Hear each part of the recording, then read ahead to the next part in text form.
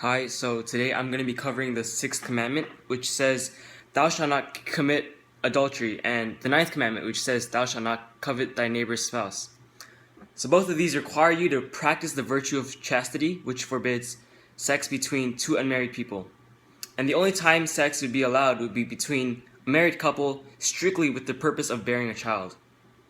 And some actions that violate the sixth commandment are adultery, which is sex between an unmarried person and a married person, birth control, fornication, which is sex between two people who are both unmarried, sins against nature, which is bestiality or homosexuals, self-abuse, immodest dressing, impure touches, looks, etc., looking at impure pictures, dances, etc., and keeping company with people who are temptations. The ninth commandment forbids impure thoughts and desires. And one thing to note is that a temptation is not a sin. I think this is so because we have the choice to reject those temptations.